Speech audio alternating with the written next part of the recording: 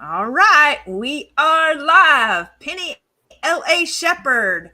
Back with Penny L.A. Shepard. And Penny, I certainly hope somebody decides they're going to join us today and talk to us because we have both washed our hair, we've showered. You did your Right? nails. I did my nails. I And what had if to. They were nobody peeling. joins us? Not they were not a peeling, they were peeling. They were peeling. So it's like must be time to fix the nails. So, So yeah, so we discussed what we were going to talk about today, and I said that I have this one presentation that I've been sharing because I think it's extremely important, in which the Pope declares World War III has occurred, and also in regards to a Russian. Uh, is a legendary spy master for 40 years, and he suicided himself on June 15th, and I believe that that was actually the awakening for the Russian sleepers that are across the United States and in all other uh, places in the world. So it's not just in the United States. Let me just see. I'm wow. sorry. I'm like doing my thingy here. And he was uh, is a suicided FSB General Sotskov, Russian sleeper agents, Lev Sotskov, and I believe that he awakened the Russian sleeper agents. I also have on the slate Anna Chapman, who is a Russian spy, I believe, under that program, and Russia's 100 suitcase nukes, which I believe there are more than that from the intel that I've received from several other individuals. Mm-hmm. And then General Sotkov was also, he wrote a book called Operation Tarantula. And then I also want to discuss the real hunt for Red October and Helena Hutchins, I believe, went to school with Zelensky. She's 1 year younger than him. And my question has always been, what did Helena know? Why was she actually murdered? These are no coincidences when you see, I speak on the military industrial entertainment complex. So when you see an assassination which happened like this, you have to ask yourself why, what were the motivating factors? And then you have to do a lot of research on the individual. So I actually went to Helena Hutchins' Facebook page and, tried to get some assessment from her friends as to whether or not she was actually working on a documentary regarding sex trafficking, because the Bonanza Ranch in which she was murdered at was 23 miles from Zorro Ranch, and that's Epstein's ranch in New Mexico. And as we know, Alec also was at Epstein Island. Well, So those are just a few Alec from my slate. Alex Alec also recently shot his cinematographer on a ranch. Where was that? Where was that ranch? Do you know? That's what I'm talking about. Okay, that um, ranch. Okay, but yes, it's all the correlated. All this. cinematographer was Helena Hutchins, and Helena Hutchins went to school with Zelensky, who is the president of the Ukraine. So he's 1 year older than her, but they attended the same university. She's Ukrainian, and her father was a Russian submariner. So you have an individual who played in the Hunt of Red October, a CIA agent, Jack Ryan. When they're playing these CIA agents, they are actually working for the deep state in some capacity. So when J Lo just recently got married to Ben Affleck, I started researching Ben Affleck, which Ben Affleck was in a movie called Argo, and I'm not prepared to speak entirely on that because we've got a lot to cover here. But I will be further speaking about that on Dave Zublick's program. This Friday, I'll be continuing that because Argo was about a real operation that they used the entertainment industry for, and they went over and they said that they were going to start this fake movie. They started a fake movie production in order to get out some of the assets that were left during the fall of Iran, with the Shah of Iran actually ended up at one point on Paradise Island. That takes us to John Walsh, because John Walsh operated the Paradise Island Casino Hotel, and he was also a realtor, a hotelier.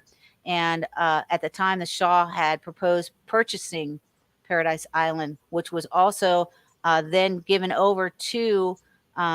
It was they created Intertel, and there was an entire spy agency that was associated with Paradise Island. And as people know who've researched anything about Paradise Island, It actually was used for drug trafficking, for a point of drug trafficking, for sex trafficking, for guns trafficking, for And a Penny, home for where is despots Paradise Island located? Where is it in the located? Bahamas. Okay, so just off the coast of Miami. Like, Yeah. so the Bahamas is really like it depends on which island it is, but it really the islands start. I mean, literally, we can go to the Bahamas on a boat. There's boats that leave every morning to go to the Bahamas for about $60 a person round trip, and it takes about an hour, hour and a half to get to one of the closest, most popular islands. So you're talking about everything being extremely close. Boats are going back and forth, and really, with a bought off, agencies, you could easily get anything that you wanted in and out of Miami and any coastal city. I think a lot of people don't realize that the importance of Yes. that. Resorts International basically it was sold to Resorts International at one point. So Resorts International was staffed with CIA, Secret Service, FBI, retirees, and mercenaries as well, in order to actually protect their assets, which were used for deep state and black operations, because they were creating straw corporations, offshore corporations, and banking for felonious and nefarious purposes. And then Okay. Meyer Lansky ran his gambling operations through there, and then he would have one of his agents go down there to collect from the casinos, and then bring it back to the Fontainebleau Hotel, which the Fontainebleau Hotel is about 12 minutes from the Diplomat, and that's where John Walsh was a hotelier under John Monahan. But I digress. That's yes. We know a lot about that, don't we? Though, don't we? Though. Yes. By the way, for those of you who have not already seen other videos, please make sure that you do go on to Right On Radio. That is where we have posted Right On Radio on Rumble. We have posted a lot of videos with Megan Walsh directly, telling about her children being trafficked by CPS. And I'm not going to get into any of those details here in this video because we have an entirely new subject to cover, which is the Russian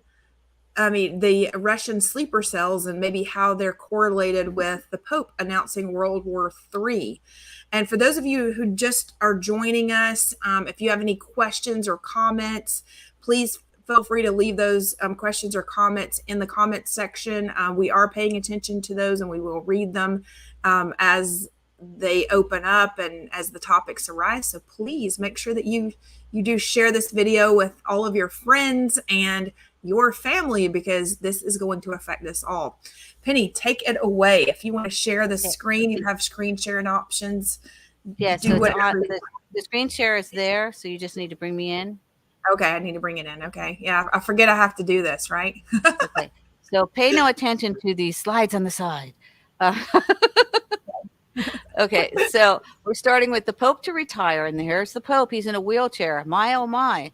The Pope before him retired, Pope Benedict, retired due to ill health. Now, they had been saying there were allegations in the time travel community that said that we were going to have, and also in the prophetic community, we were going to have two presidents at the same time. So we have Trump, which it's alleged that he is the president, and then we have Biden, which is alleged that he's the president. Yeah. I'm just going to put that out there.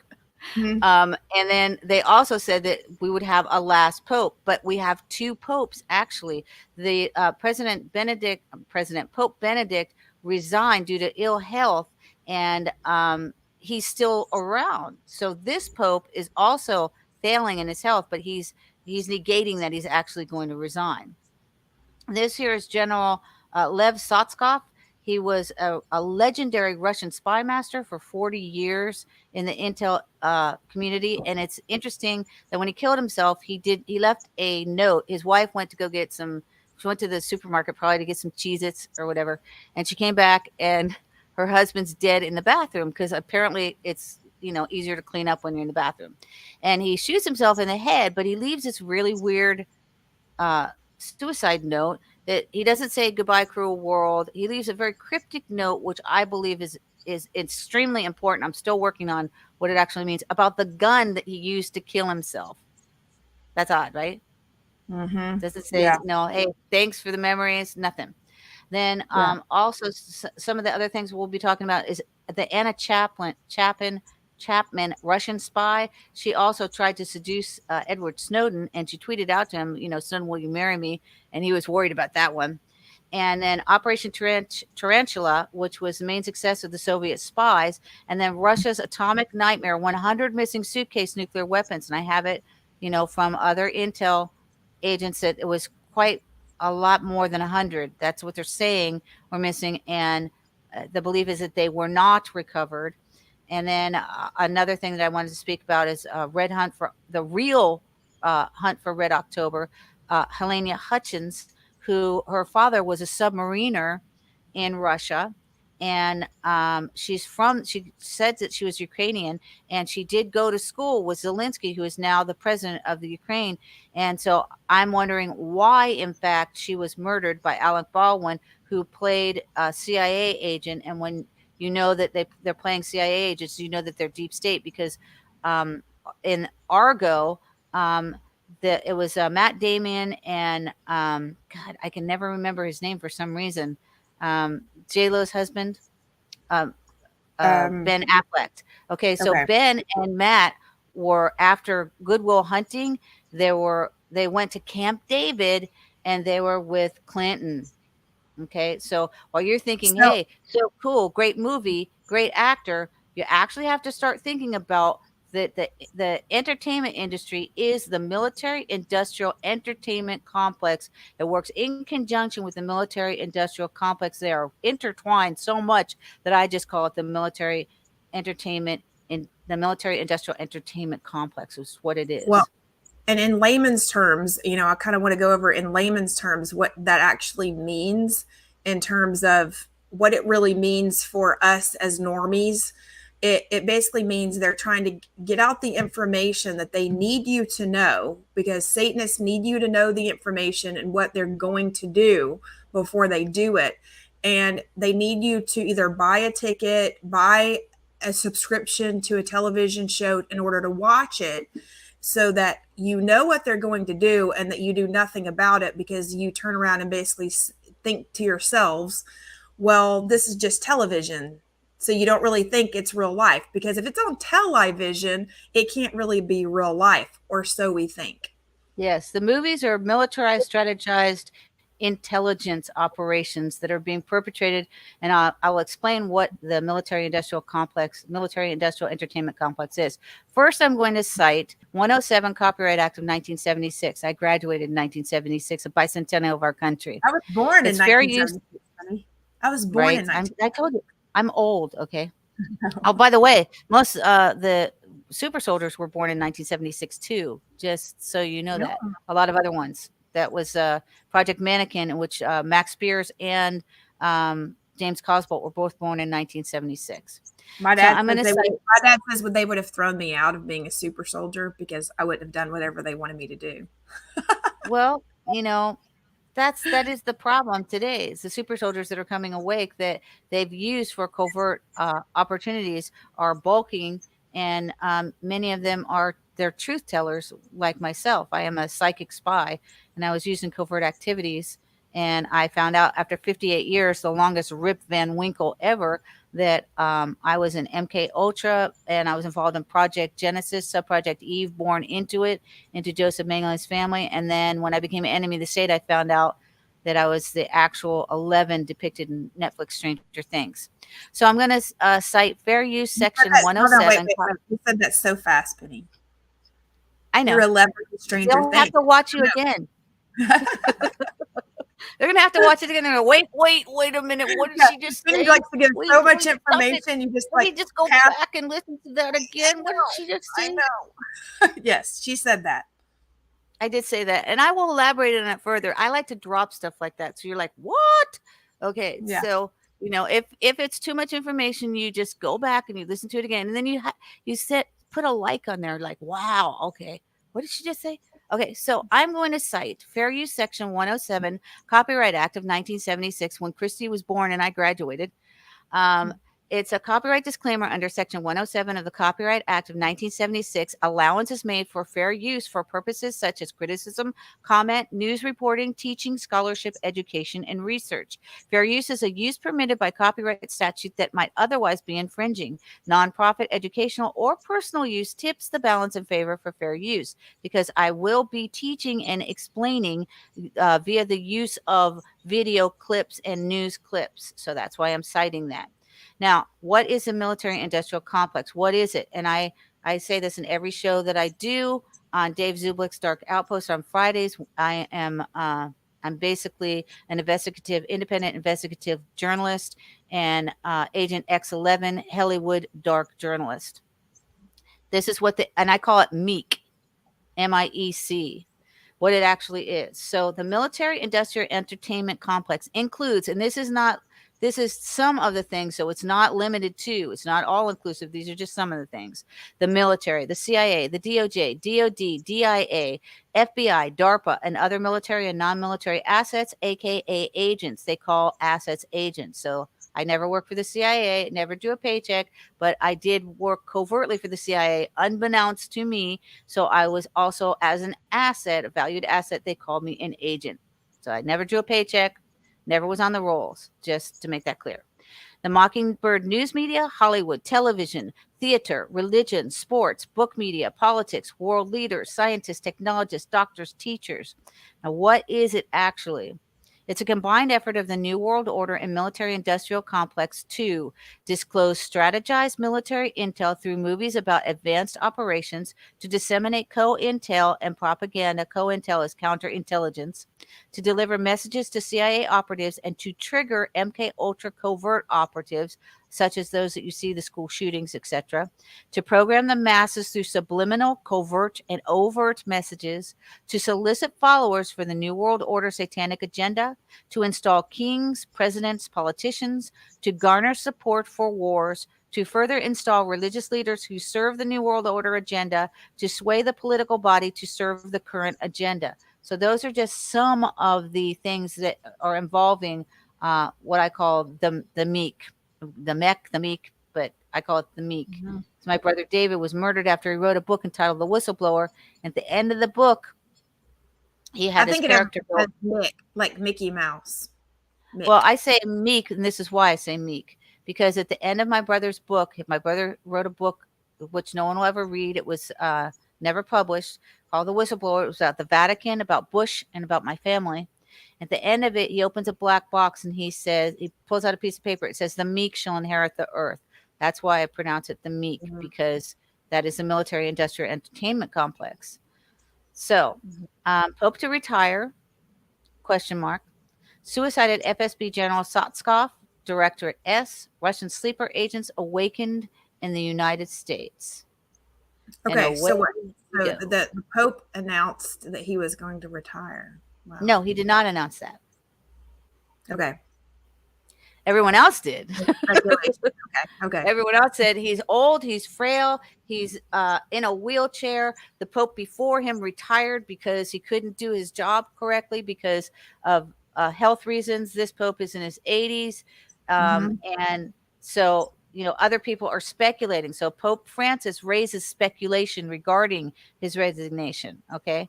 So this is on the Today Show, and this is some of the things that they were saying. So I try to adhere to as much as possible what my research is, and then what they're saying. And I try not to put something out there that isn't entirely true. But unfortunately, our news media is lying to us about everything anyway. So here we go. Okay. Pope Francis on Pentecost Sunday warning Catholics that focusing on the past risks making faith a museum piece. This morning, it is his present and future that has the rumor mill rolling.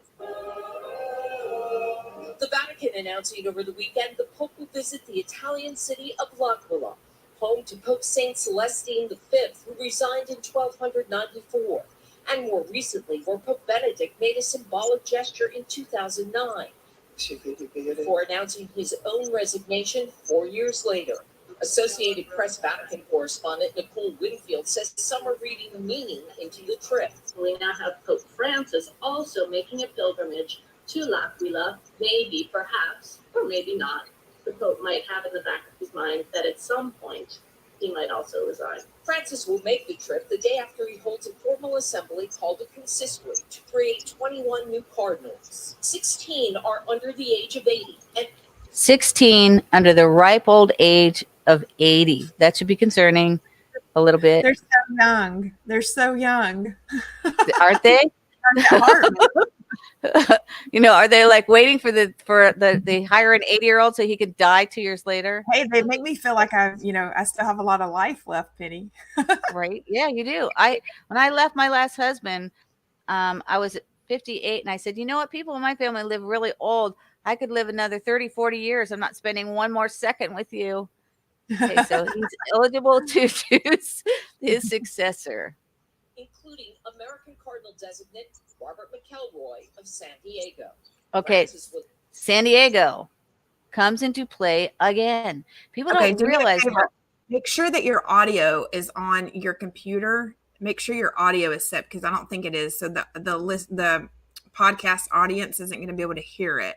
So make sure that your audio is on. Is it playing through? Because it sounds like it's playing through your mic instead of through the stream. it's actually playing. It's playing through my stream, but it's getting kickback from my mic.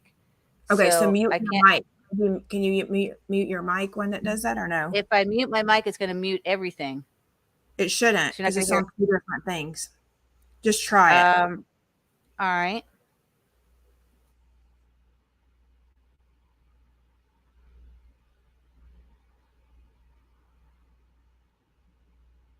Okay, you're right. It's muted. Sorry, everybody. I just want to make sure you can Next hear try. it well. Okay. Can you not hear it at all? No, I couldn't hear it. It was very difficult to hear through your mic. Okay, Somehow- that's really weird, because I play it just like this on Dave's show, and you can hear it really I know. good. I even have a hard time hearing it on his show, and that's the reason I was trying to figure it out. I'll find out from Jeff later. There's a way to play it through the computer, and so it doesn't come through your mic. I'll find out later. It's okay. All right. Ignore the facts when they present themselves, but with a grain of salt, knowing that this is a pope, he can do whatever he wants. Might that be another reason to step aside? There's nothing insidious about these appointments. It's just business. It's logical and it's normal. At 85, Francis endures physical challenges, also fueling speculation. He underwent colon surgery last summer and suffers from sciatica. He recently started using a wheelchair because of pain in his right knee. I don't think the being in the wheelchair has affected his papacy whatsoever. What can dismiss all this speculation, some experts believe, is the presence of Francis' predecessor, Pope Emeritus Benedict. I don't think Pope Francis is going to resign while Pope Emeritus Benedict XVI is still alive.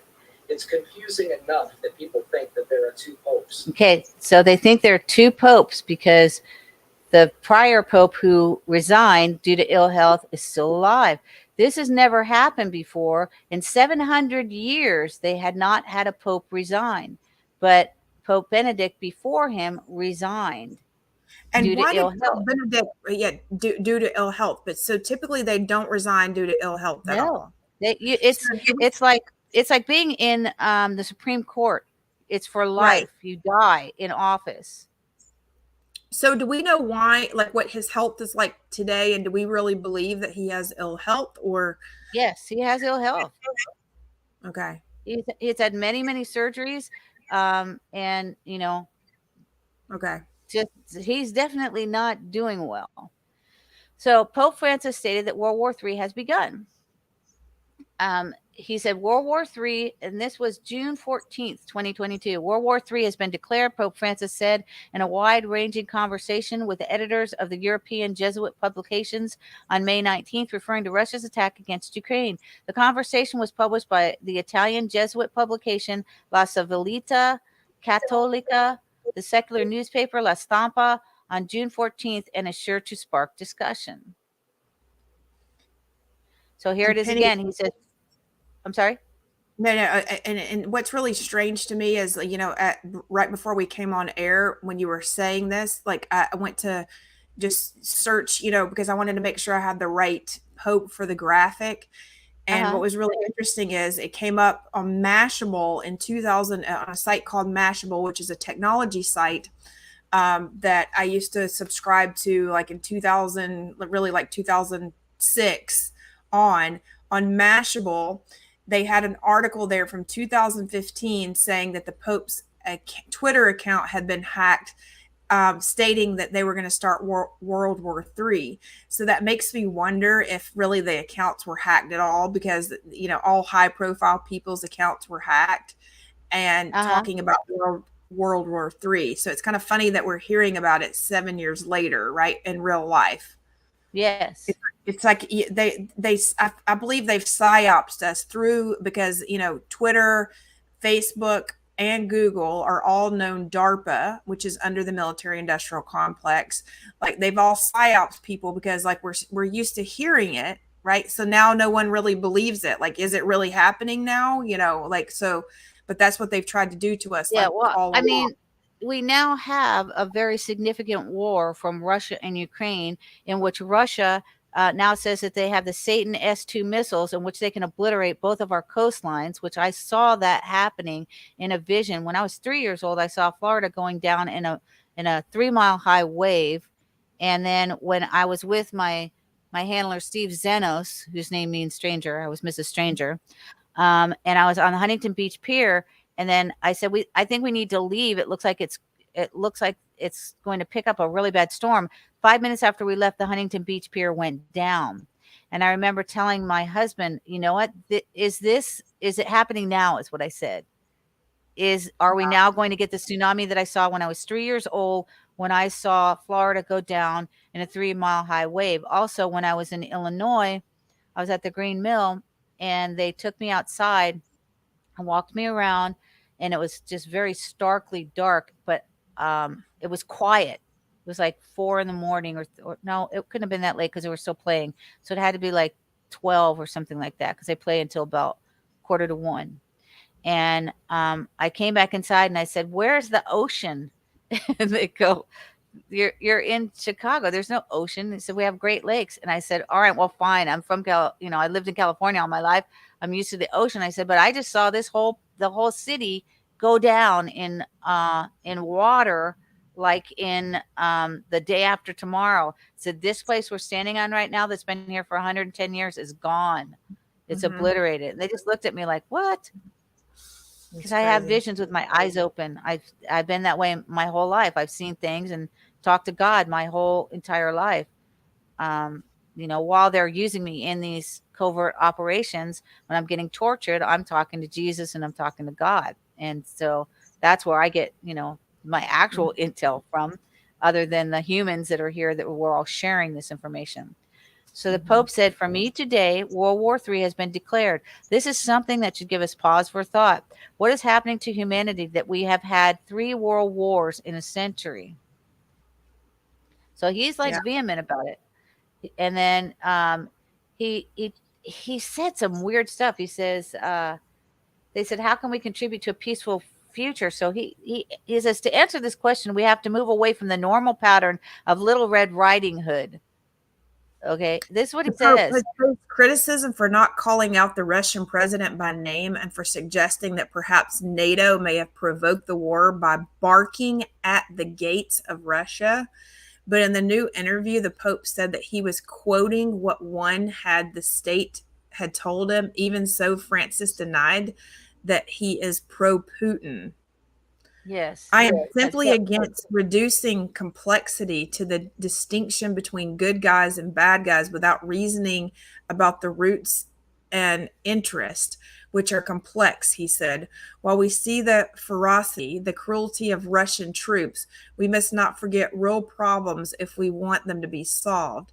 A Jesuit editor from Eastern European noted that we are living through a war of attrition and write about it in our journals, and asked the Pope, what are your suggestions for communicating the situation in which we are living?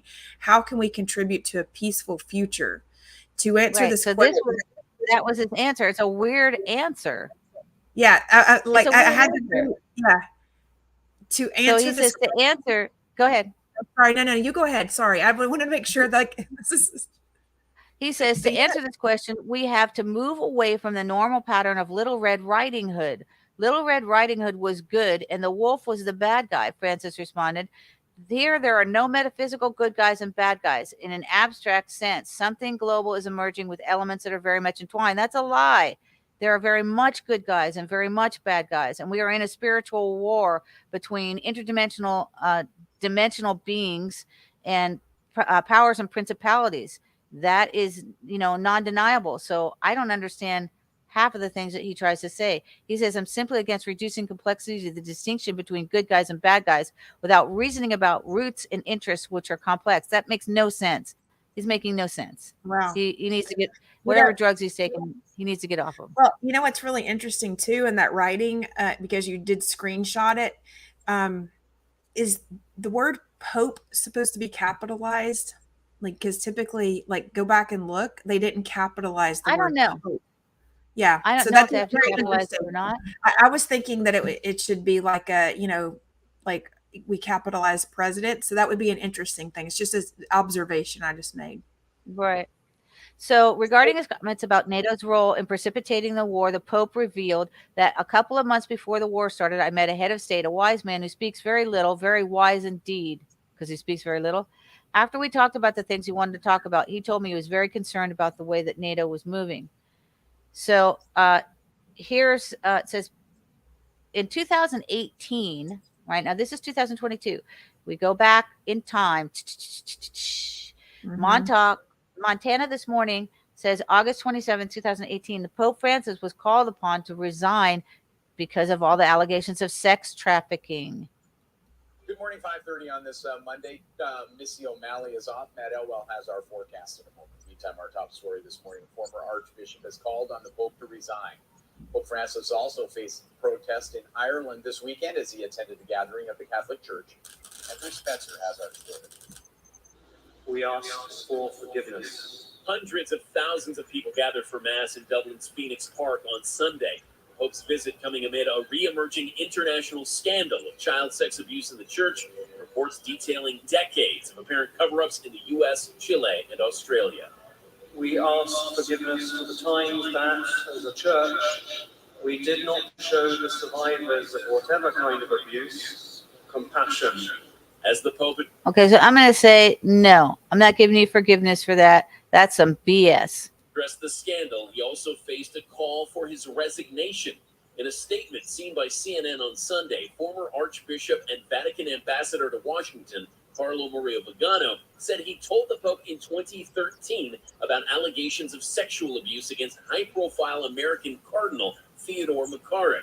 Now, they're acting like these things, they're new. So they're picking out Theodore McCarrick, and they're picking out just a couple of people. This has been going on for millennia from the Vatican. They've been sex trafficking and murdering children, burying them, and bringing them interstate commerce, traveling them through tunnels. And there have been allegations about the sex trafficking for the Pope himself, and disparate graves that are unmarked graves somewhere in Rome. So, for people that think that this is cool, or that the church, the Vatican is good, and I'm not calling out all Catholics. I'm saying if you are a Catholic who actually believes in Jesus, you need to actually take a look at this individual, because my estimation, he is not God's representative on earth. He's Satan's representative on earth. Well, and this is what I also want our Catholic, my Catholic friends to know, because I have a ton of Catholic friends. When you go into a Catholic church, why does the Pope hang on the wall at the top? I mean, or literally, there's the cross and Jesus, and then there's the Pope in many cases. So I mean, I just don't, that personally, I don't think any man should be, a part of any kind of worship. And that seems like a sign of worship to me. I don't care if it's a politician. I don't care if it's, an artist. I don't care what it is. It's like that to me, it just doesn't belong there. And they've kind of normalized, like putting this Pope like at the head of the church. So, and I can tell you, like the Catholic Church here in Miami, I went to a funeral recently, and there was the Pope literally hanging there. And this is a pedophile, a known pedophile, who is like running the head of this church that people are still giving money to. It is shocking. There have been open graves found in Canada. And that's one reason I was asking earlier, do we know about the other Pope, that maybe he was actually a good guy? I mean, I don't know. I mean, I'm not Catholic at all. My estimation in regards to the popes is I believe he who is the most evil gets the papacy. And it's there are Freemasons that are installing these popes. And there's a whole investigation that I did on this a while back in the installation of certain popes, and there were popes that were murdered in office because of what they knew. So let me finish this one real quick. Clark resigned from his position last month after the report in Pennsylvania brought to light a decades-old allegation that he sexually abused a teenage altar boy. Clark said later in a statement that he had no recollection of it and that he believed himself innocent. Vigano wrote in a lengthy statement dated August 22nd that Pope Francis, quote, knew from at least June 23rd, 2013 that McCarrick was a serial predator and had covered him to the bitter end. Speaking to reporters on the flight back to Italy, Pope Francis said Vigano's statement speaks for itself, that people should read it carefully and make their own judgment. The Pope telling the press, I will not say a single word on this, though he added that he may speak after some time passes. Right. Spencer. Okay, so there he is. People don't know what that is. That's the Pope Mobile, and it's bulletproof, but yet it's weird because it's wide open. So anybody that wanted to assassinate him, I don't see how he's actually getting covered from assassination. And that's slide number 11, by the way. Yeah. However that works. So now I thought this was interesting too. So these are just things that I throw in for you to ponder and for you to do further research on. So Pope Benedict the 17th, he announced his resignation, He announced his resignation February 11th, 2013. Hours afterwards, lightning struck the Vatican. The Vatican became a sovereign state February 11th, 1929. Now, my wedding certificate to my husband, Steve Zenos, I was married November 22nd, 1983, and Steve filed it February 11th, 1984. I have to check on those dates just to make sure that's accurate, because it could be the year after that. But my point being that I was married in November, December, January, February. 3 months later, it was filed on February 11th. So I'm like, are they telling me that the Vatican owns me? Yeah, because it's odd, right? And they also changed the date on the certificate because they say I was married November 25th, and I know I wasn't because it was a Thanksgiving day. We know the rituals that they try to play penny with dates, and and at first I think to a normie, you may think, well, like if you're listening to this maybe for the first time and you haven't heard about the dates, yesterday they wanted Megan Walsh's trial was scheduled to take her three of her children, and it was scheduled on the same exact day that her brother Adam Walsh went missing. Why would John Walsh want a trial to take away his grandchildren on the same day that his son went missing? I mean, I know a lot of people who have lost children, and I don't know of a person who, like, number one, doesn't remember the date. So I'm not buying the excuse that maybe he wasn't knowing the date, but the reality is that they don't mourn their child on the day that they went missing, because that would have been the last time he would have seen his son, that he supposedly kissed on the head goodbye the morning. He tells the whole story. I've heard it over and over and over again. And it's the same narrative that he's told for over 40 years now. And Why would you do that? But you know what, Penny, they didn't win. They didn't win, and thank God for the No, viewers. but they are rescheduled on the 10th, which again is a Well, I very don't know weird. the date. I don't know the wasn't date. Penny, I don't know the date. We don't know the date for sure. okay. We So don't it's know. not scheduled on the 10th. We know it's scheduled. I don't have the date, so Okay. I do not have the exact date. Yeah, Okay. and we can announce it when we know more. Yeah, we can announce it when we know Okay. more. Good to know. But All right, so I'm going to play this, and this is it'll be like if you're listening on the radio, you're not going to be able to hear anything. You'll hear once you start speaking, but if you're watching, this shows you the Vatican after Pope Benedict XVI announces his resignation. Hours later, lightning strikes the Vatican.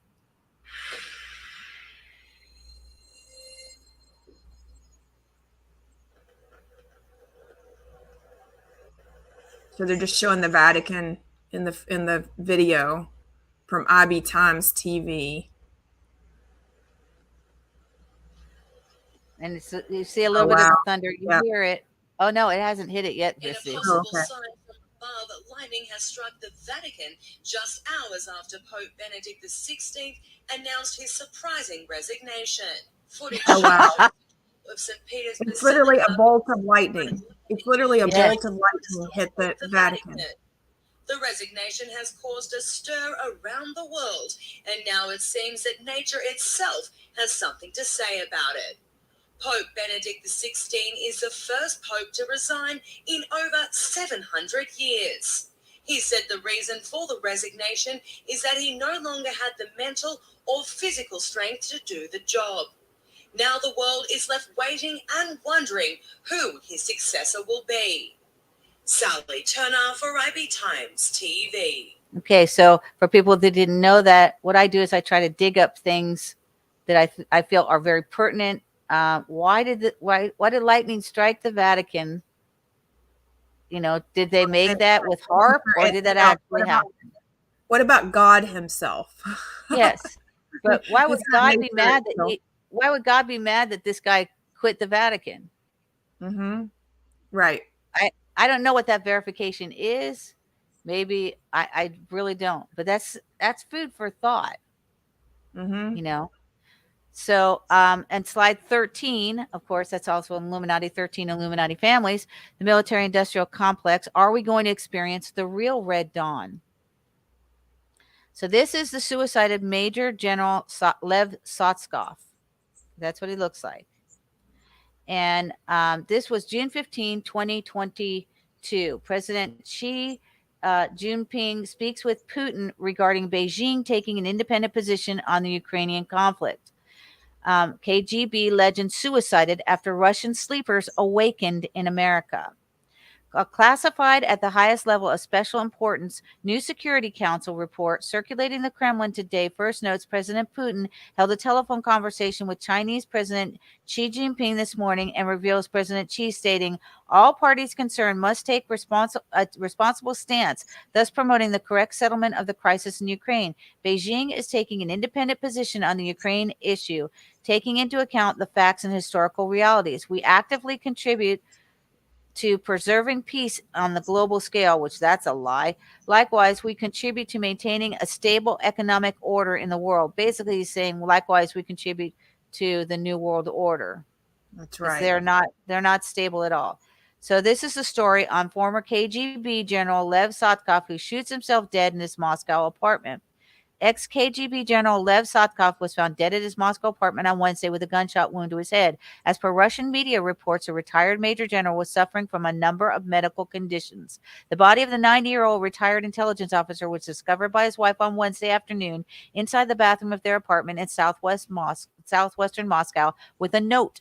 Upon examining the scene, the police officials told reporters that the cause of death was suicide as per initial information.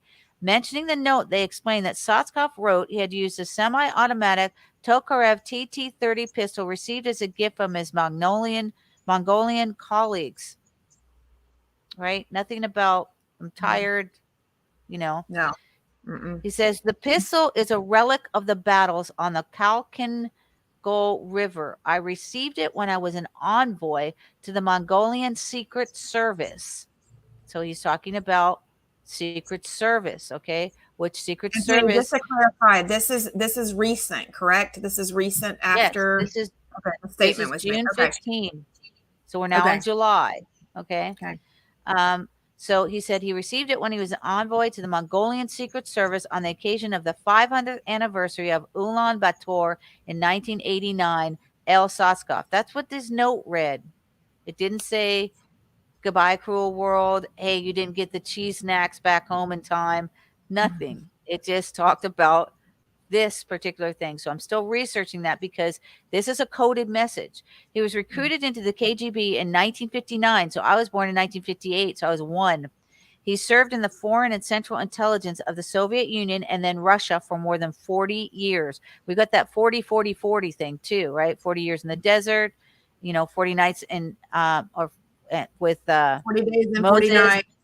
Yes. Okay. Yeah. The heads of the press office of External Intelligence Office of Russia, the SVR, Sergei Ivanov, described the veteran's passing as a personal tragedy for the service.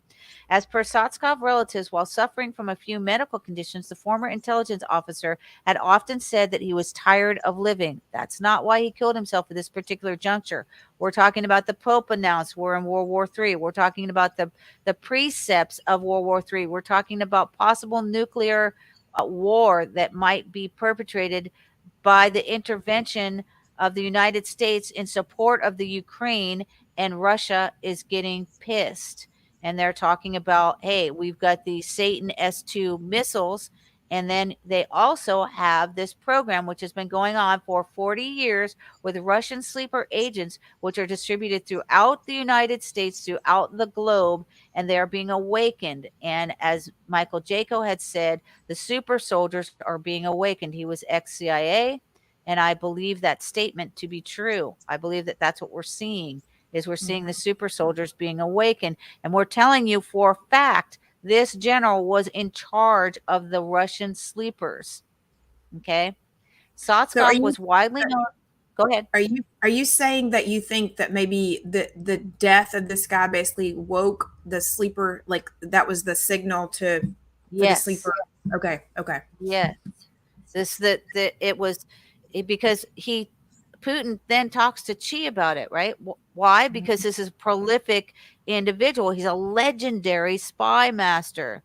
They don't normally just kill themselves for no reason. He had orders at a specific time, if he was still alive, to suicide himself, and this would be, this would be discussed globally, and then this would be emerge the awakening of these super soldiers, because Biden basically said, and so did Lindsey Graham, that Putin should be taken out, and Lindsey should just seriously not go out to eat anywhere, or go to the bathroom alone, because he suggested that we should take out Putin. That's really bad juju. So we're basically like standing there, and we're threatening. We're the precipitating factor behind further engagement in a global war, because we're funding the Ukraine. So Sotskov was widely known and respected for authoring several books about the intelligence service's work after his retirement. One of his most famous books was Operation Tarantula, on the Soviet intelligence identifying and attacking British politicians and spies. This guy's old, between 1930 and 1945. It was also awarded a special SVR prize in 2006. The cause and details of the retired Major General's suicide have not been released. Well, we already know he killed himself, but why? The investigation is currently underway with forensic specialists working close with police officials. My assessment on this, you will never find out any other information regarding this individual and his suicide. Or did they or did they just pull him aside too to run these sleeper cells so that people think that he's gone? No, he's dead. He's dead. Okay. Sometimes dead is dead. So with all of the speculation, oh, maybe he's not suicide. No, the dude is dead. He's in his 90s. His health was failing, and I believe this was it was a signal to start awakening all the sleeper agents. Also, at that time when Can you explain to Graham, people what the sleeper, like what a sleeper cell agent, what they actually are and what they are kind of trained to do? sleepers can be anything. I'm a sleeper. Sleepers are identified as those who are asleep until they are awakened to do covert operations. So, I would be one of those individuals as well. But, I'm awakened, I deprogram myself. And, there are many other agents that didn't realize that they were using covert activities that are awakening, and they're seeing, some of these extraordinary abilities that they have. So you could use you in many ways. You could be a sleeper agent that knows how to murder people. You could be a sleeper agent that's within the Mockingbird media. You could be a sleeper agent that's in the White House. You could be a sleeper agent that knows how to poison people. There's just there are many different uses for these sleeper agents. You could be a sleeper agent that actually is used for ciphering abilities, that transmits information from one individual to another, unbeknownst to yourself, because that's what I was. And Kathy O'Brien wrote about that too. So, they'll come to you with a code name, and then you'll spill all this information, and then they'll take that information back and they'll decipher and decode where they're supposed to meet somebody to pick up a nuclear weapon. So there are many uses for varied sleeper agents. So it says here, a former Russian high-ranking intelligence officer has been found dead. And sleeper agents, like I say, they can be asleep for years, and then they're activated with, coded information. Why don't you read this, and I'm going to let my dog out. Okay, yeah, no problem. So a former Russian high-ranking intelligence officer has been found dead. The current news, today's news, the latest news from Bulgaria and the world, information about the most important events in the field of politics show business, sports, and something gets cut off. The body of the former Russian foreign intelligence officer, Lev Sotskov, was found in Moscow. Sotskov. Sorry. Sotskov? Sotskov. Okay, Sotskov. Sorry, I'm not familiar at all in Russian. Me neither, but apparently that's the one language Yeah, that I so can't that actually sounds like the same type of article. So I think we can move on from that because that's Right. the same information. So basically, it's just telling about the pistol and the death. What I do is I gather the same story from other sources for corroboration to see what they're saying as well. See, he was born in Leningrad, now St. Petersburg, in 1932. He graduated from elite Moscow State Institute of International Relations. After graduating in 1956, he worked for the foreign intelligence of the Soviet Union and Russia for approximately 40 years. He retired with the rank of general. The former high-ranking intelligence author is the author of several books. He was awarded the SVR Prize. And this is why I do this. A Russian oligarch went to a shaman to cure his hangover. He was later found dead. I don't know why this is added in here. Okay, this is a cryptic thing because when I was in Branson and I knew that the NSA was following me, and I was told to go to this specific place. I was writing Bradford and Valentine, and I went in there, and there was an agent in there, and there weren't a lot of people in there. I went outside and I played with my I had a stress ball because I was getting stressed. And then he left, and I went back in. I sat in his chair. I looked around, and then I picked up a newspaper. I brought it back to my table. I opened it up, and there was a message in there for me. Now, you're like, well, how do you know that this was for you? So I'm trained via, I call it virtual reality, but through the television. One of the things that flashed through my mind was a movie called Mercury Rising. In Mercury Rising, Bruce Willis plays an individual who goes to this house where the parents have been murdered. There's this little autistic kid.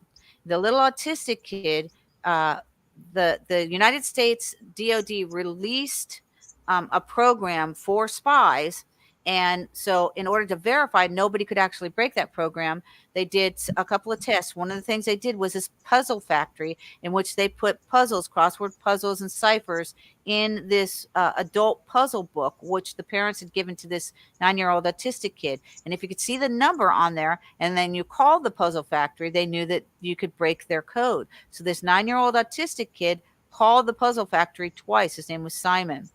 So that's what I flash on, right? Because that's how I'm trained. And that's how I find out I'm a trained cipherist. I didn't know that until this point.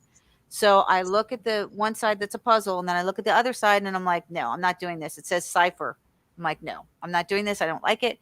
And then I started doing it, and it was a message, and it was a message in there for me. So if you think they don't put messages in the newspaper, they do. This is how they reach some of their agents, and they give them information. So in there, it basically said that there were two agents that was a name that's very familiar, that's a name that is known to me. One was in DC, one was in Branson. They said sleep for this individual or leave. At the very end of it, it said it was a Mengele joke. It said, I went to the doctor. I had a sprain. I went to the doctor, and the doctor said, I feel your sprain, as opposed to I feel your pain, because they don't feel your pain. They torture you, and they can see that you're tortured and that you're broken, but they don't feel anything. So this was a Dr. Joseph Mengele thing. These are coded intel. So in other words, let me break it down for people, Penny, because I think people are getting a little lost. Okay. So when it comes to these coded messages, to put it in more layman's terms and maybe not associate it directly. So for instance, if they're basically telling their operators, if you read that he's, went to a shaman to cure his hangover, you're going to do one thing. And then if it says something else, maybe they do another. Is that what I'm understanding? Well, this, I think, is an actual coded. I would have to sit down there and cipher this out. Like in my instance, it said, I went to the doctor because I broke my ankle, or I sprained my ankle. I went to the doctor, and the doctor said, I feel your sprain. So that I know what that means. Okay. That's a message for me about Joseph Mengele. All right. And also the coded intel that was in that message. So a Russian oligarch went to a shaman. When has a Russian oligarch ever gone to a shaman to cure his hangover? This makes no sense. Okay. He was later found dead. So this is something that is an absolute to me. Well, this is a and code. The other thing I also noticed, again, there's a grammatical issue with this. Okay. Or not a punctuation issue. Actually, there's no period after the word dead. So I believe I know in law, they will leave, periods off, semicolons, commas. They'll use those to create something completely different. Yes. Because is there another part to this message that maybe, so this is why I don't think it means period. Think about it. It means there's no end. A period means there's an end. There's no period. So, okay. So I think we definitely need to keep moving on because we only have about 30 minutes left. Okay. So I'm just going to read through this, and if it's too fast, just go back and re-listen to it.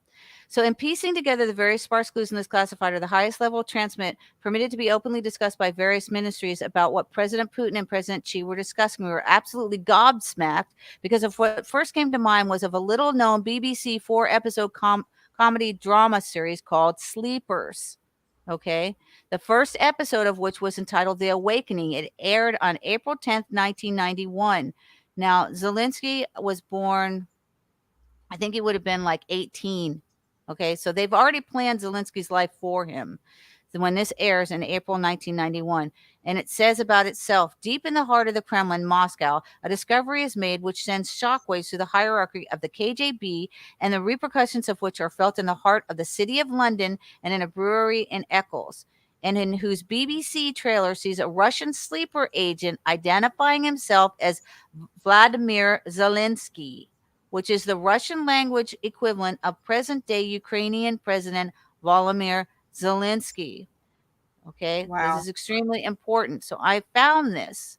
Now, it's a BBC series, which was a BBC series, and it premiered in 1996. BBC is It's a distribution point for propagandists and for coded information. So Sleepers features a sleeper named Zelensky. Okay, and in here, I'll do a prequel for it. In here, they talk about this agent being awakened after 20 years. So if Zelensky's 22, or if Zelensky's 18 at the time, then 20 years, he'd be about 38. He's 44 right now. Okay. Mm-hmm. So when did he become president of Ukraine? He was also involved in the military industrial entertainment complex. He had Kvartal 95, in which he played servant of the people. He played a comedian who gets accidentally elected as the president of the Ukraine. I'm telling you, the military industrial entertainment complex works hand in hand with the global new world order, and this is how. So I'm going to play this for you. And also note, there's a monkey in here. Why? Because now we're facing another pandemic of monkeypox. And this was in 1996. So in 2006, that would be 10 years. In 2016, that would be 20 years. So in 2026, that would be 30 years. But this is pre-planning. Now a chance to look ahead to a new series starting here on 2 next week. Once upon a time, the secret room was discovered in the Kremlin, revealing that 2 agents have been missing for 25 years. How's that, Grant? Sounds totally impossible. It's probably true. Okay, sounds totally implausible. It's probably true. Now, people, they look at comedies and they think, hey, that's funny. But what you don't realize is that they will use comedy to diffuse certain situations, but they're still passing on intelligence information in the comedies. What did Zelensky do? He was a comedian, all right, by trade. With Kvartal 95, he's, starts with servant of the people, and then they create they create a political agenda, and then he becomes the president of the Ukraine. In Servant of the People, that's what happens. The comedian becomes the president of the Ukraine. Wow. It's Vladimir Zelensky. So how do you... He's got a monkey. Yeah, he's really got a monkey. He's really got a stuffed monkey. Shock the monkey. Okay, here we go.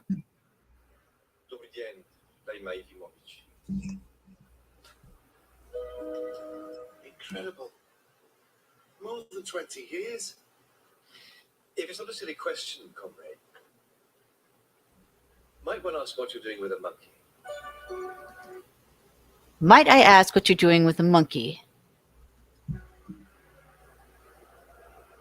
We think these 2 young men are agents, Vladimir Zelensky and Sergei Rublev. Wow. Is Major Krishna really here? Well, that's difficult to say right now, sir. Okay, Carl. Stay close to it. Oh, and naturally, don't let the Brits on this. His luncheon expenses seem to be on the steep side, George. I was telling the Bulgarian cultural attaché, sir. I want a bit less of these flame-grilled whoppers. Okay, so now he mentions the flamed grilled whoppers. And I believe it was either 1983, to have to look it up, or 86, WarGames came out. WarGames was about a backdoor because the humans were not willing to start the nuclear bombs. Okay, they weren't going to press the button in the silos, so they created an AI which was to start these war games. And Matthew Broderick was in it, and he breaches and he starts playing this game with the computer, and the computer says, he says to the computer says, do you want to play a game? And he says, yes. How about global thermonuclear war? And the computer says, how about a nice game of chess? And he's like, no, I want to play global thermonuclear war. It starts a war, and the AI is creating the war. Well, the name of the machine that it's operating, it's called the Whopper.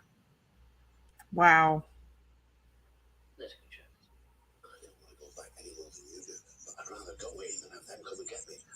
my family from a risk. Look, I don't know where Eccles is. How the hell are the KGB gonna find you? Look at the crowd. It's them.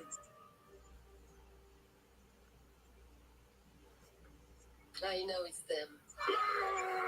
Okay, so that's a cut from what I could find, all right, on this series. Okay. So my important message is to explain to people that the military industrial complex is real. They are giving you messages through media, through book media. In Days of the Condor, with Robert Redford, he begins in the he's working in this place where they're highlighting things in books. He goes out to lunch to get the lunch order. He comes back and everyone in his team has been murdered, because what are they doing? They're looking for coded information in the book media. So you have, prolific people like Tom Clancy, who's writing, information regarding, proprietary, I don't know where he got his information, but regarding proprietary operations, covert operations, and he develops these characters. So these writers are also part of the military industrial entertainment complex.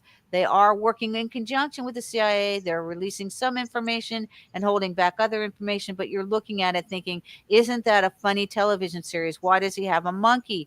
But now, in retrospect, when you're looking at it, you're like, what's the deal with the monkey? Because now what are we facing now? We're facing monkeypox. Monkeypox, yeah, monkeypox. Wow. And where are the bio labs in the There's Ukraine? just so many coincidences. I mean, you can't, and even the name of the president and the fact that we know that he was an actor even prior, a ballet dancer, and I've pulled the photographs like from Nancy Pelosi and some of the government officials visiting the Ukraine in the middle of the war. I mean, I'm sorry, I'm not buying them. I mean, I'm not buying them at all. Nancy right now is been told by the president of China that if she comes over to visit Taiwan, he's going to shoot her plane down. Well, I disagree with that. I think that's all a big fat lie, because I think it's all a psyops, because at the same time, Mike Pompeo tweeted, "Come on, Nancy, I'll get on the plane with you." Like, so right.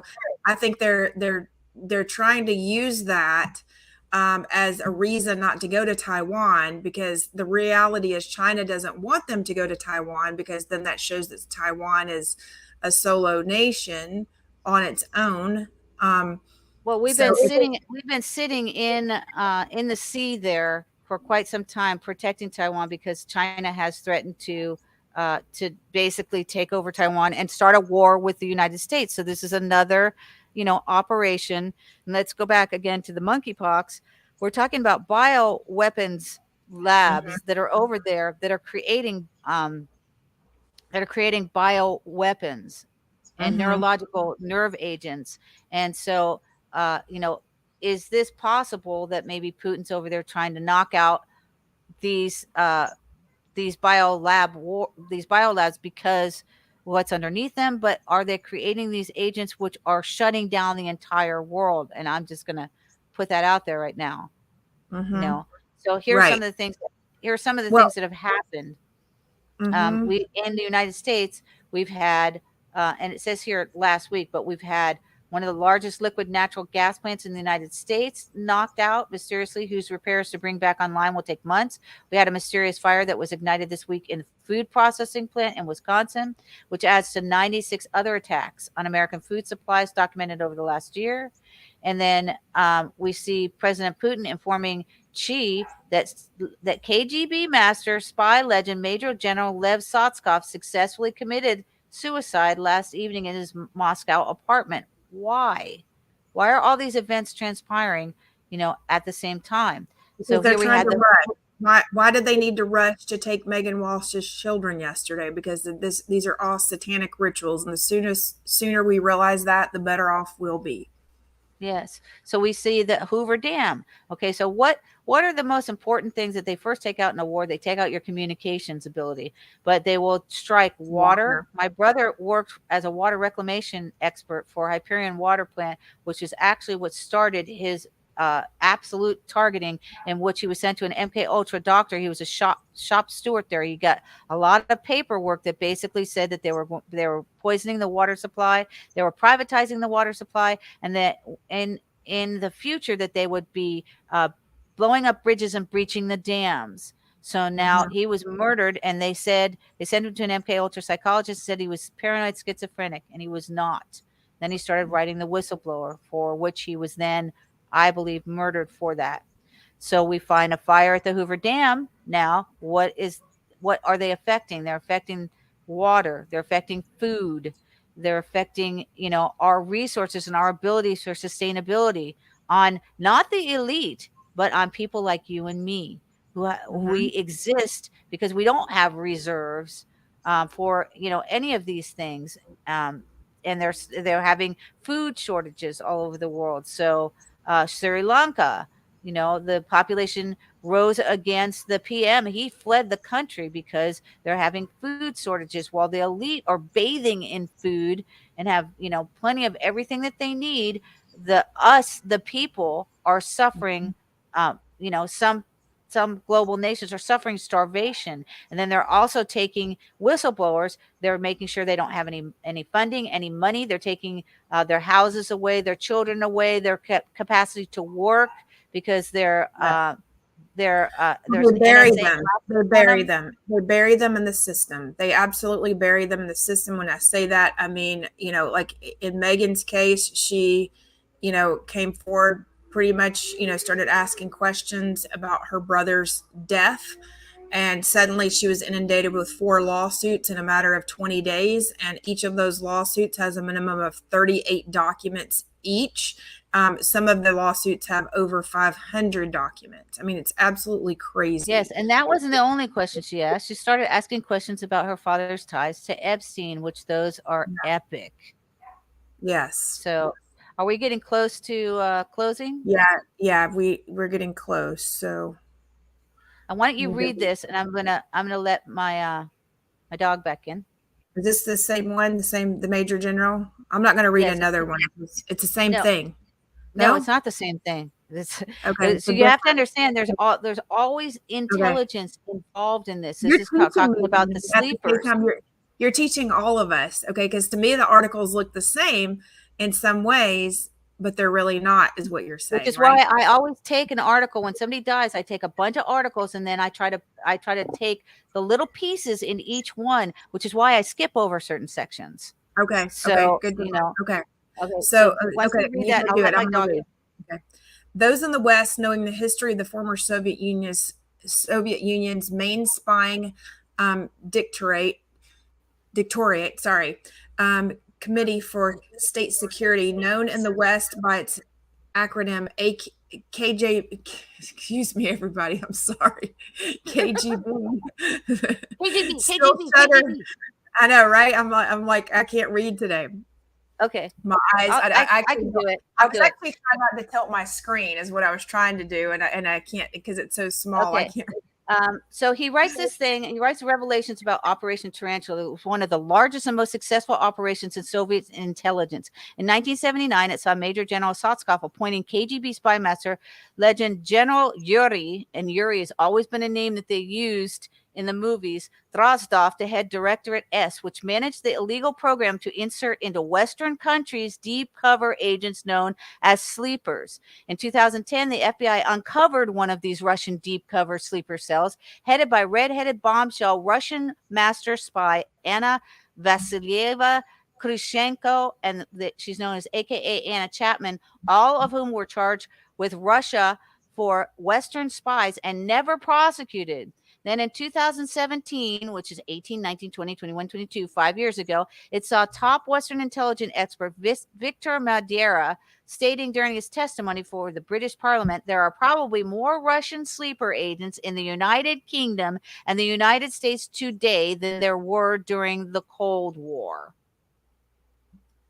Okay, wow. That's very significant. So then Anna Chapman was a Russian spy. She tried seducing Edward Snowden. Okay, who was Edward Snowden? He's the whistleblower for the NSA. So, yes. And he's supposedly in Russia right now.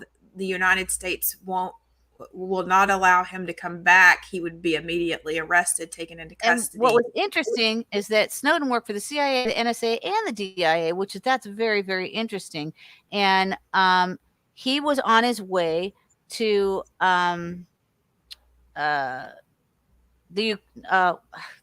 it's where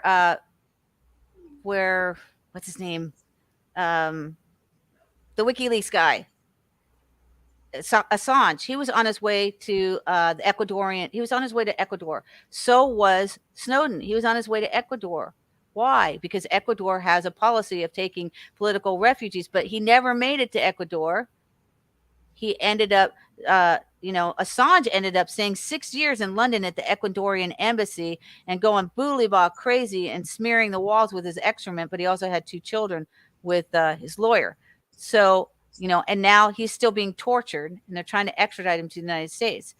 But he was on his way to Ecuador, and then so was Snowden. But Snowden ends up in Russia. He can't get out of Russia. And he met his girlfriend, Lindsay Mills, in approximately 2011 on an online dating site. It was like Hot or Not Hot was the name of the dating site. How close are we to ending? So 15 minutes. So okay. My question is regarding Snowden. Do you believe that that he was actually taken by Russia to gain information, or do you believe that he was honeypotted? Or Anna Chapman, here's what the article says. Anna Chapman, the sexy Russian spy who was arrested in New York City in 2010 and walked the Moscow catwalk during Fashion Week in 2011, was reportedly ordered by superiors to seduce NSA whistleblower Edward Snowden and keep him in Russia for questioning and scrutiny. So where is he now? And it says the 2 met only once, Mr. Karpachev said, but Miss Chapman then tracked him down on Twitter and tweeted, "Snowden, will you marry me?" Snowden grew alarmed about the consequences of pursuing the tryst. Okay. He was alarmed because this is a Russian agent. So how long had he been working with a Russian agent? I don't know. Okay. Well, he started training with the CIA when he meets his girlfriend, who was Lindsay Mills Snowden, his now current wife. She was still finishing school. And so there's a little thing that I wanted to read because I was like, why? There's a lot of interviews. There's a lot of his interviews that are on YouTube as well. So everybody can kind of go and look. I mean, he's the one who confirms that he had all the data from DARPA, from Google, from everywhere else in the entire United States. I mean, I do believe what he's saying, but I believe they also have to tell you what they're saying and how much information he actually has. So everybody should just keep in mind when he's saying all that he knew and all that he had and all the U.S. government has, we should also remember what, Penny, I believe you're saying, correct me if I'm wrong, that he is actually pretty much owned by Russia now, and there's these Russian sleeper cells. Well, he's being protected by Russia, that's for sure. And he also worked with Julian Assange, so they knew of one another, and I know that they gave information to one another. When he ends up in Russia on June 9th, his friend Tiffany calls to ask her how she's doing, and they were in San Diego again, by the way, right? And Tiffany told her that Ed had come forward as a whistleblower. She didn't even know anything about this. So the FBI immediately tracked Lindsay down, interrogated her for days. She hired a lawyer, Jerry Farber, and the FBI was convinced she knew something. When she wasn't being interrogated, she was being followed. She had an FBI tail 24/7 for her own protection, is what they said. The media got a hold of her photo, and the public labeled Edward Snowden's wife a whore and a stripper. So this will probably take us out. This is 4 minutes, and then we can just have a little bit more discussion and culmination of this. So, and this is a little bit salacious, just FYI. It's showing why they called her a stripper and a pole dancer. Okay. Okay. I can't hear anything she's saying. Me either. For some reason. Let me see. That's really weird. It's all the way up. I'm not muted. She has written a blog in response to what has happened, and she's very poetic in her blogs. But before we get to all of that, let's see some pictures of her. She's a really interesting person. She lives in Hawaii, of course. That's how she met him and dated him. And she is a ballerina. She went to school to be a ballerina and a dancer, and she does acrobatics as well. She's part of the Waikiki acrobatic troupe in Hawaii. What is that? I've read in some of the stories that she's a pole dancer. Like, what is this? Okay, so I know you have a difficult time understanding dance, but I do. It's not wrong. when you are a dancer, that typically includes all different types of dance. And I know that when you see pole dancing, you immediately think of stripping, but there's an artistic element of pole dancing, which is what you see right now. Oh, it's a very artistic.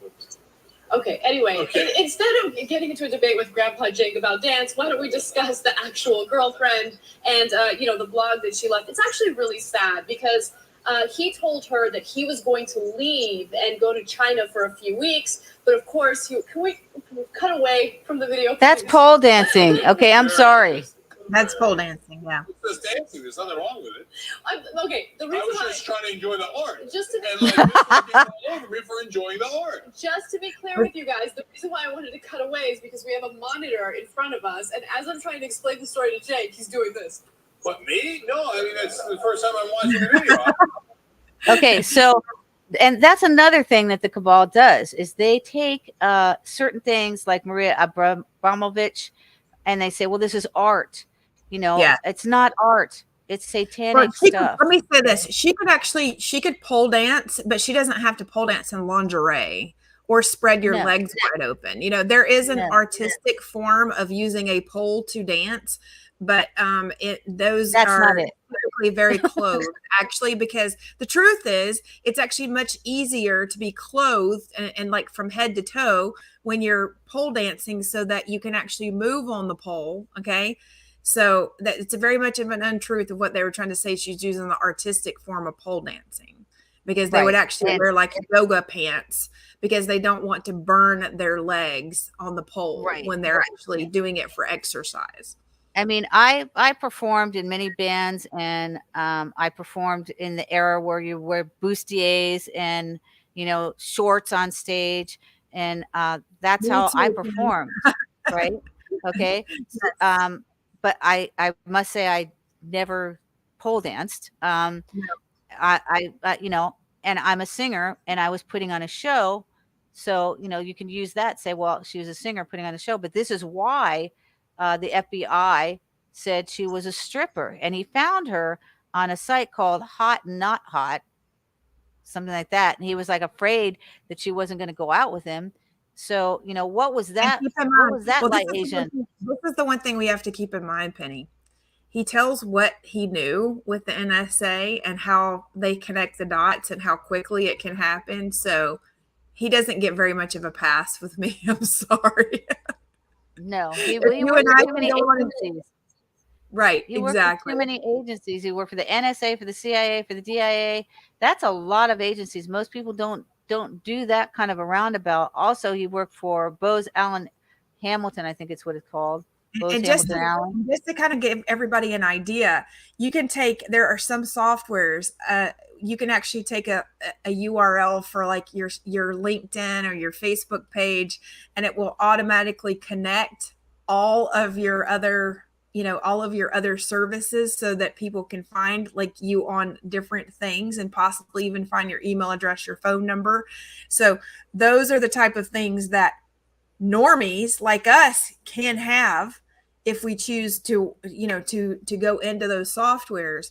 So if he had the access to DARPA, to the and all of the things that NSA had through DARPA, there's no telling what he actually knew about this girl or could have found out. And if he found out absolutely nothing about her, because there are some people who, Penny, you can't find out anything on, that typically means they're being covered up. No, I mean, it looks to me like he basically hired a date or an escort or a hooker for the evening.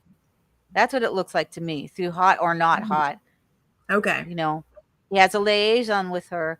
And I'm not buying you know, into that. I'm not buying into that story. I really am not. I'm not giving him a pass. Listen, he's way too smart to be given a pass that, oh, he just happened to fall in love with this girl he met on Hot or Not.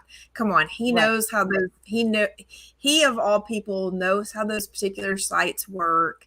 He knows, so yeah, I'm so not this buying is it. Anna. She's on the catwalk, and here's some of the things that 30-year-old Chapman was She's deported from the beautiful. United States in 2010, along with 9 other Russian sleeper agents.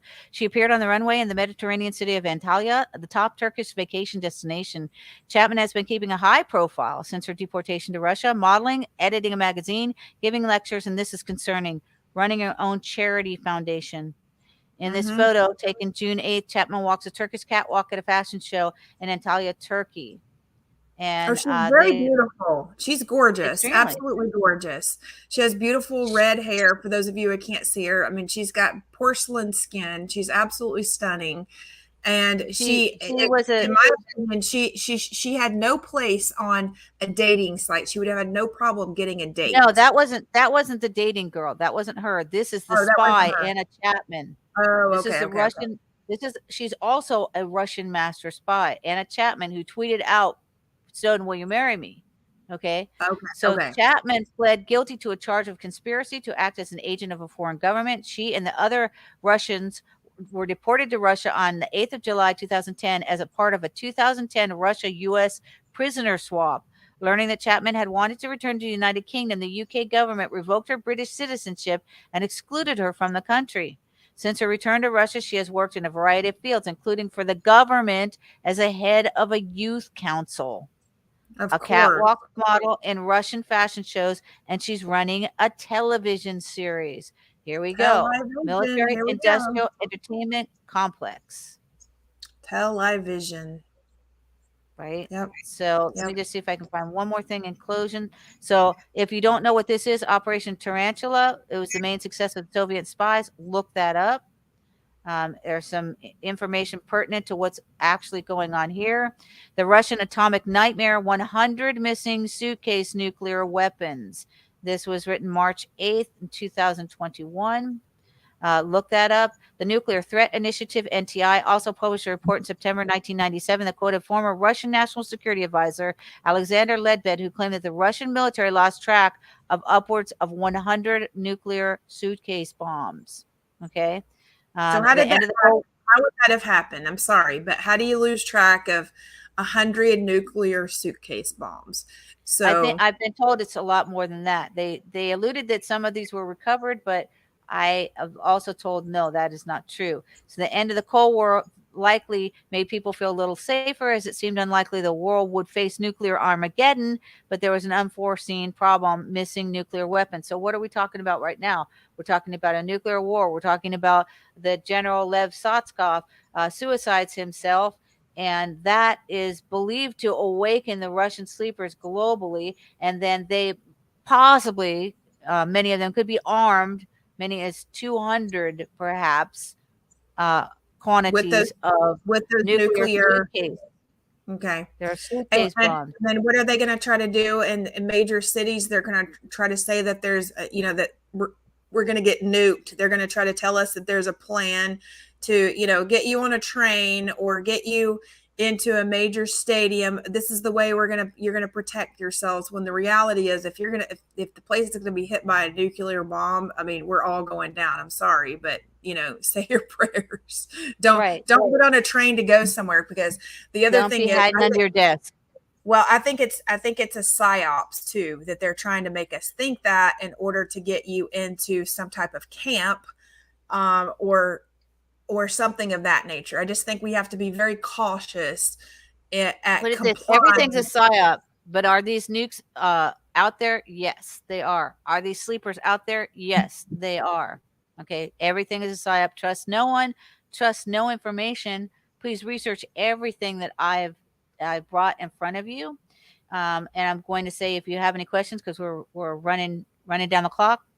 If you have anything that you would like me to research, or anything that you would like to add to this, or you have questions about MK Ultra, you're waking up, you have missing time, you're a targeted individual, I will verify the technology is real. I'll verify how the doctors are employed in basically every hospital, every university, every research facility.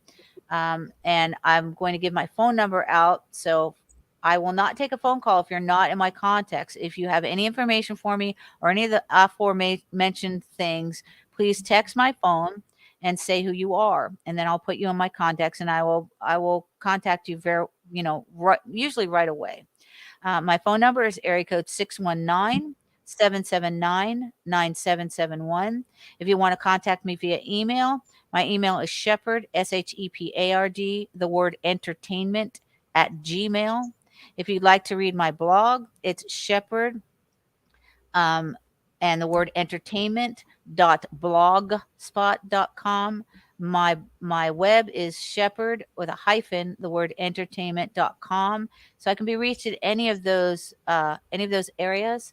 And then my birthday's coming up. So I don't Penny solicit.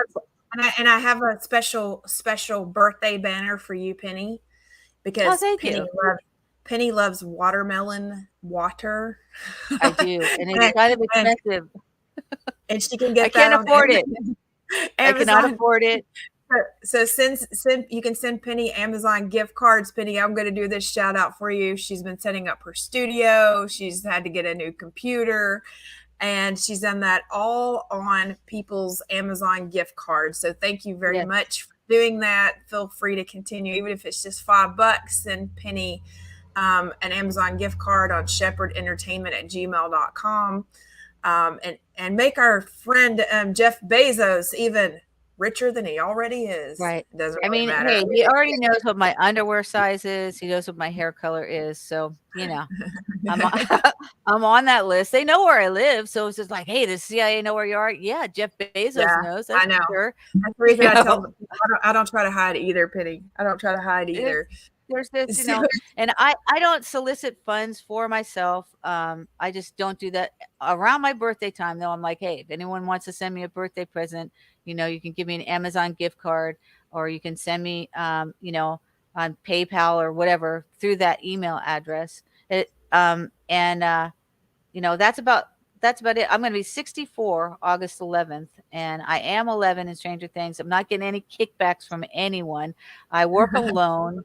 And I also, because Megan Walsh is my very good friend and I love her immensely, and she's not just fighting for herself, she's fighting for your children too, through the corruption of CPS. That's the only person that I actually ever solicit funding for. And again, let me state unequivocally, I've never set up any nonprofits for anyone. I don't have a nonprofit. I don't, have a Patreon. I don't have any of those things. And I have nothing to do with anyone's funding, but I believe that Megan Walsh is an ardent individual, and she's got, one of the most evil fathers on the planet that she has to contend with, who's deeply enmeshed with the presidents. He's been friends with Biden for 30 some odd years almost now. And he knows the heads of the CIA. He knows all the presidents from Reagan on up, heads of the probably even Mossad, heads of CIA, DIA, DARPA, DOJ, sheriffs, Scotland Yard. He's known globally throughout the globe. He says all of this in the campaign commercial for Sheriff Flowers, who, by the way, Sheriff Flowers is evidently getting a divorce, Penny, after he made this oath and this promise that he's like the best spouse ever. Right. Well, no, what he equated his promise to is he equated it to his oath of office. I will never cheat on you. In the oath of office, I will be faithful and loyal. While he's cheating, he said, I equate this with my marriage vow. So what does that say? Because he cheated on his wife. Oh, and evidently the rumor mill has it, and I'm trying to get proof of this. The rumor mill has it that he is now saying that his wife abused him. Oh, how ironic is that? Oh, poor thing.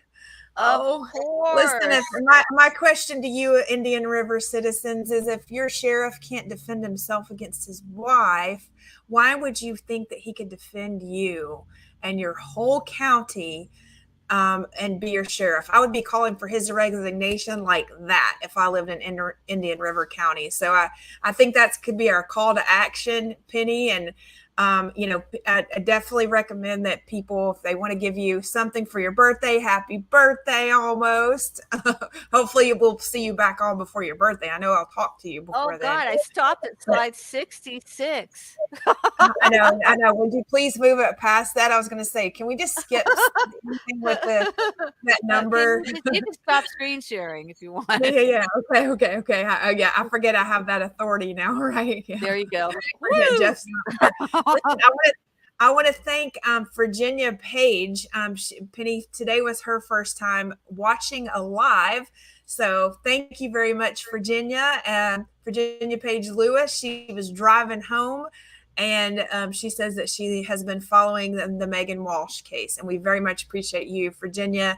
Just get your word out to your neighbors. Let people know that things are not what we thought they were, and to be prepared for these oligarchs that are really trying to take us down and take us out of the world, because we do have power and authority.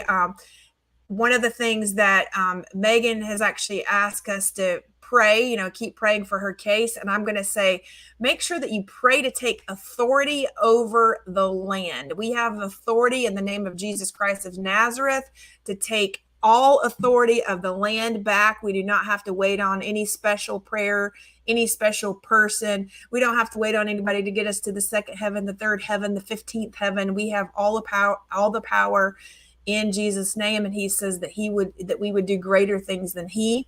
We just need to believe it. We need to take authority over it. And especially during these satanic rituals, I'm going to ask everybody keep an eye out for everything going on at any local Masonic lodges. So go rebuke, bind, and take authority back over that land. They have no authority over us or the things that they're going to try to do and the rituals that they're going to try to perform. So all we have to do is rebuke and bind in the name of Jesus Christ of Nazareth, and they can do absolutely nothing. Jesus will go in and do the rest. And so we pray that over our own land and the land that's near us, but we also ask that you would just go and pray. There are many people that I know today that have called and texted and said they're going there, they're going tonight. Some people are actually holding vigil like over these buildings, so that they can't just have like some free pass to come and go. And that they know that people are watching them. And let me just tell you, Penny, they don't like it at all. They don't like it. And I do have some information to share when the time is right. But, right now, Hollis is working on the case. And so it's all good. They know Hollis can't be bought off. And let's just say things are happening. I think that meeting you, my introduction to you, and everything about us working together has just been definitely from God. I've been praying for the last year that I've been working with Megan doing research. I've done over 30 shows on John Walsh, and I'm by no means done. I'm also on Dave Zublik's Dark Outpost on Fridays from 10 to 1 Central Standard Time. Sometimes he has a guest that goes over. So I'm from 11 to 1, and I speak on Hollywood. I call it Hollywood, Deep State, MK Ultra, all things that are involving covert activities. And I give you the information, but it's incumbent upon you to continue the research. So if somebody comes to me and they say that they don't have any memories, or their family was in the military and they suspect that they might have been involved in MK Ultra, I encourage them. I'll give you a couple of things to take a look at, but that's incumbent upon you to do the research. And like the information that I give on any of the shows, please further research it. Don't believe anything anybody says, including me. Please research it, and you'll be availed of the truth through your own research. Then you own that, and then you have become educated, and then you can start educating. How do we make a change? People want to know. Then you educate your children, and then your children educate their children's children, and then you rewrite a history that was given to us that's full of lies. Yeah, it is. It is. Matter of fact, Penny, one of the things we were talking about that we're going to start doing like a little bit of discovery and research on is Mary, Queen of Scots. Yes, Mary Queen of Scots, because what I researched about her may not be true. Right. You know, It's we okay. have We're been not lied to about everything. We're not that we. I think we have maybe been lied to about everything. I think it's all very interesting. And what's really interesting is the military-industrial complex tells one story, right? And they try to make it out like this is all fiction over here when it's really the truth. And then they write about this story over here in textbooks. And so you want to immediately believe this history in these textbooks. So yeah, that's going to be an interesting one. I tell people, when you're doing the research, keep your mind open to anything that's possible as possible. So, Yes. you know, I researched Mary Queen of Scots when I was a child, and I had a very bad feeling about her, but maybe everything they told me was a lie. So, you know, we need to revisit some of those things. Well, I didn't with really an open understand mind. it at all. I didn't understand it at all until Scotland, until I was actually there at Holyrood. You know what Holyrood is, Penny? That's Hollywood. No, it's actually castle, no, it's actually yeah, Holyrood in Edinburgh. But it's actually, I believe, one of the reasons why Hollywood was named Hollywood. You know, the Absolutely. guy had a lisp. Hollywood. Yeah, Holyrood. You know, it was like a German guy. Hollywood. Let's call it Hollywood. Yeah, It's I don't have the Hollywood. Scottish. I don't have the Scottish tongue for the R's, but Hollywood. Holyrood. What? What do you say? There you go, Holyrood. Holyrood. It was like Nostradamus, who said that we were going to face an individual named, he said Hitler. Okay. And he was also doing a lot of drugs, right? So when he was doing his predictions, which a lot of them come true, they were saying, you know, this benevolent individual, and he's like, what did you say? Hitler? No, Hitler. Okay, I'll write it down. Hitler. No, Hitler. So Penny, one of the things people don't know about you, and I'm going to put you on the spot, you have to take us out with a song. Oy, I can't even think of anything. Just a verse. Come on, I know you always have songs coming to mind. Hit me with your best shot. There you go. Hit me with your best shot. There we go. Let me see. I don't even remember the lyrics of that. Hit me with your best shot. Why don't you hit me with your best shot? Hit me with your best shot. Fire away. Ow! Woo! That's awesome. We don't even have to do a sign off. I know everybody's going to give us a thumbs up, a likes, and subscribe.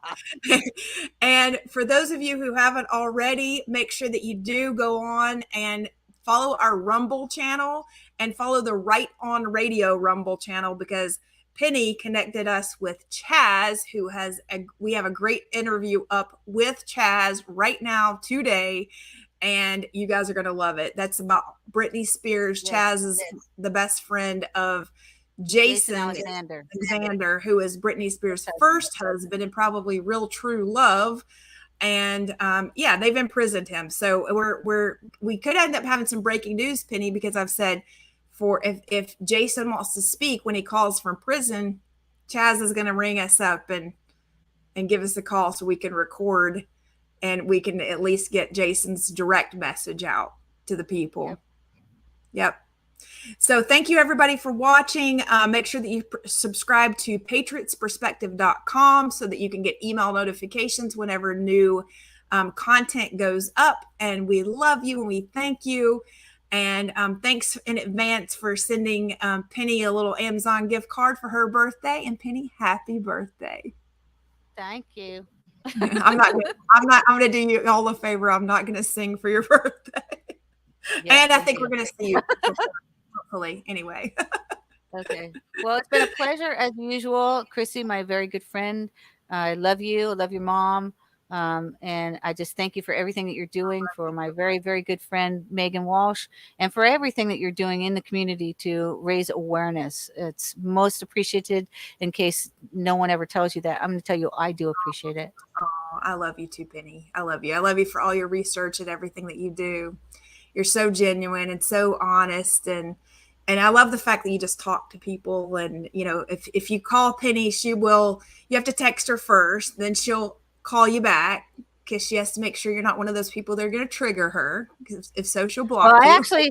I actually don't get triggered, but if you're a benevolent individual who just wants to, be Harass. corrosive and harassing, then I will block you. I'm very good with jujitsu blocking with this finger, which I use for Googling.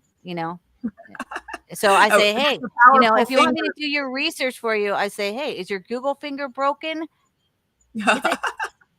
That's awesome. Well, I love you, Penny. Thank you so much for coming on and just informing people and having a heart to do so. Make sure people are informed, because I do know that is your heart, to make sure that people everywhere are informed and they know what to look out for. Yes, we all need to start talking to one another, and everyone needs to research, and don't believe anything that anybody says. Don't take it verbatim. When you research it yourself, I just take my research and take it a step further and verify. Oh, no, is that right or is that wrong? That's right. And that's how we learn. Yep. Thank you again. That's exactly right. Yep. Okay. Ciao, everybody. See you later.